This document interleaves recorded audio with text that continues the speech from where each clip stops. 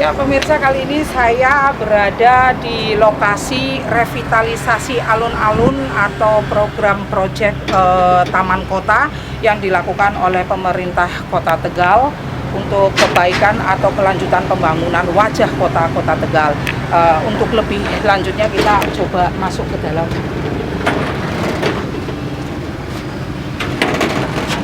Ya pemirsa, kali ini kunjungan DPRD Kota Tegal kaitannya dengan revitalisasi atau Taman Kota, tepatnya di alun-alun Kota Tegal. Saat sekarang di samping saya sudah ada perwakilan dari Komisi 3 DPRD Kota Tegal, Bapak Haji Sistion Ahmad.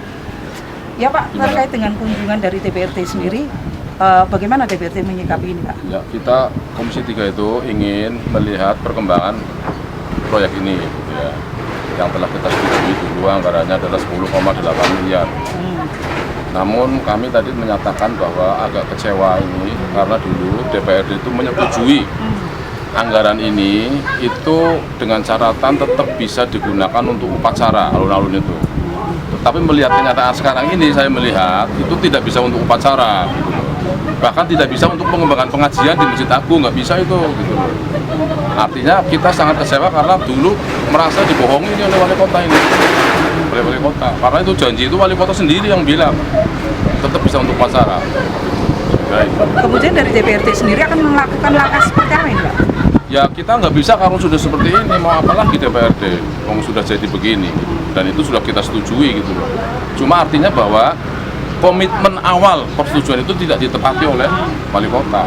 Komitmen awal itu tidak, wali kota ingkar janjinya tidak ditepati seperti itu. Kalaupun sudah terjadi seperti ini, ada nggak sih Pak nantinya dari pihak DPRD untuk menyampaikan ke pemerintah kota? Ya paling hanya menyampaikan.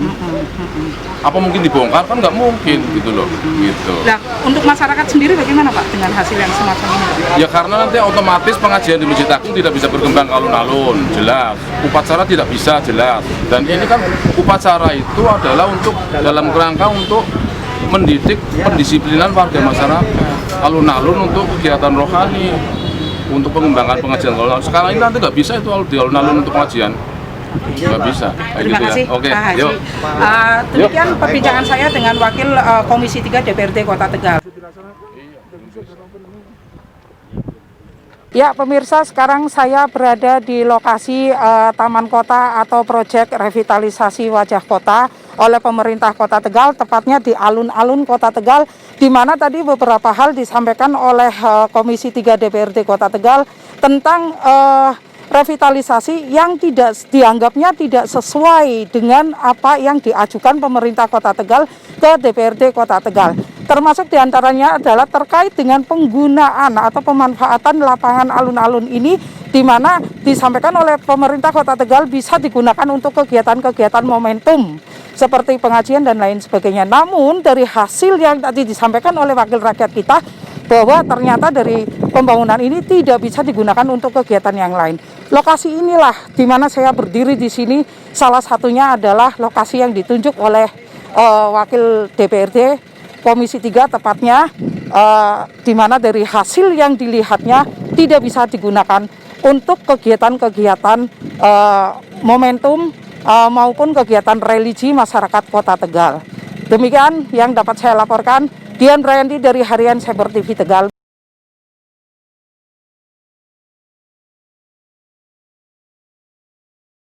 Ya pemirsa, kali ini saya berjumpa dengan salah satu anggota Komisi 3 dari DPRD Kota Tegal, Ibu Nur Fitriani, di mana kaitan dengan apa yang akan saya tanyakan ini berkaitan dengan hasil sidak Komisi 3 di proyek revitalisasi Taman Kota atau tepatnya di alun-alun Kota Tegal. Selamat siang Ibu Ani. Siang. Iya. Bagaimana kabarnya Bu? Sehatkah? Alhamdulillah. Sehat. Alhamdulillah. Berkaitan sama sidak tadi Bu dari Komisi 3, itu kan ada beberapa hal yang disampaikan, adanya kekecewaan dari Komisi 3 dan lain sebagainya. Ibu melihat dengan fenomenal proyek tersebut bagaimana Bu?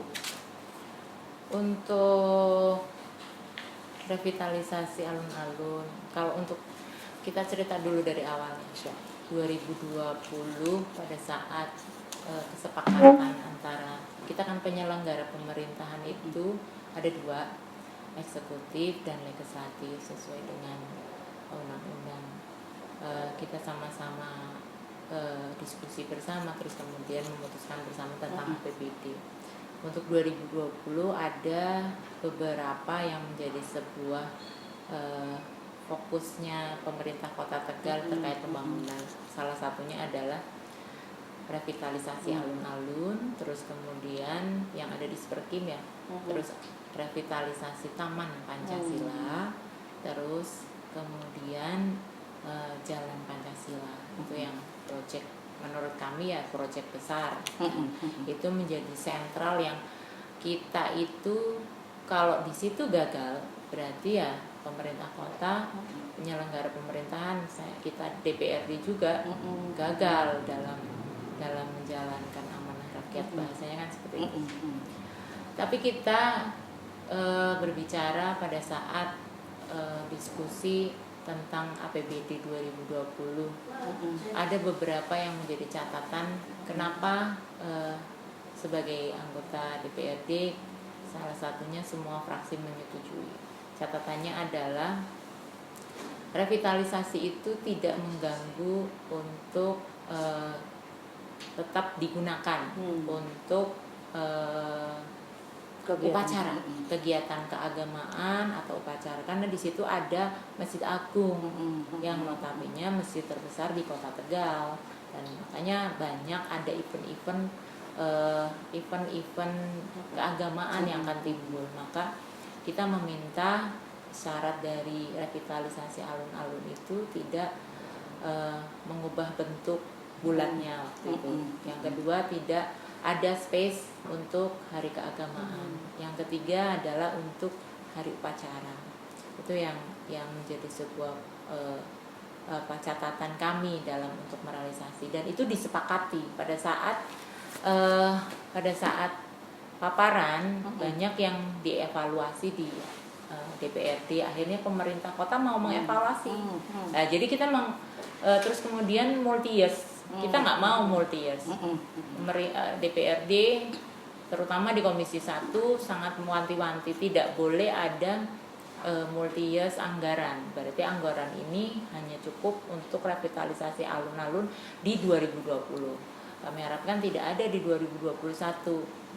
Nah, tapi kenyataannya tadi sidak dilakukan oleh Komisi 3, ya salah satunya ya kita merasa kecewa karena memang komitmen dari pas pembahasan APBD 2020 terutama tentang revitalisasi alun-alun itu tidak dilaksanakan. Jadi ini yang tidak berkomitmen kan pemerintah berarti. Apa yang dipaparkan ke kami itu berarti adanya, kalau bahasanya pembohongan ya, bukan pembohongan publik, tapi ada yang tidak pas dalam paparan dan realisasi, tidak sinkron antara realisasi dan paparan yang dilakukan di pemerintah kota dilakukan sama anggota pada saat itu, terutama badan anggaran. Ini menjadi isu yang sangat luar biasa, dan budget yang dikeluarkan untuk revitalisasi alun-alun itu nggak sedikit, Mbak. 10,4 miliar. Lah kalau hasil dari sidak tadi, atau salah satunya Ibu juga mengatakan bahwa ada kekecewaan karena tidak ada sinkronisasi saat paparan oleh Pemkot Tegal. Tapi pada kenyataannya sudah terjadi seperti itu. Bagaimana Ibu menanggapi hal itu? Ya, kita harapkan pemerintah kota nanti bisa menjelaskan kenapa terjadi seperti itu. Dewan punya hak dalam bertanya, kan gitu. Ada hak bertanya, ada hak kemudian dengar pendapat dan sebagainya. Itu yang mungkin kita harus lakukan. Pasti pemerintah kota diberikan kesempatan untuk menjawab, kan gitu. Langkah itu yang akan dilakukan Ibu ya. Saya pikir itu kalau dari fraksi Partai Amanat Nasional mengharapkan adanya hak bertanya, karena memang benar-benar kita melihat, apalagi sekarang tanggal 9 November masih mempunyai waktu 35 hari, paling tidak 1 bulan lebih yang harus dikerjakan oleh kontraktor atau bahasanya pihak ketiga. Sekarang ini sudah direalisasikan atau dari target itu hanya 54%. Ya kita lihat, saya harapkan tidak terjadi lagi overdue yang nantinya terjadi one prestasi di situ. Saya harapkan semua selesai. Nah, kalau kontraktornya qualified, yang ya pastinya harus selesai lah. Dengan waktu yang sangat lumayan singkat. Terima kasih Bu atas waktunya. Sama-sama, Mbak Dian. Salam sukses ya Bu ya selanjutnya. Bu Wali Kota. Amin. Demikian pembicaraan atau bincang-bincang saya dengan salah satu anggota Komisi 3 DPRD Kota Tegal, di mana beliau mengharapkan bahwa kontraktor di sisa waktunya harus kualitas dan bahwa Partai PAN tetap akan menanyakan kaitan dengan penyelesaian proyek tersebut yang dianggap tidak sesuai dengan paparan pemerintah kota. Demikian laporan dari saya, Dian Rayandi dari Harian Cyber TV Tegal. Selamat siang.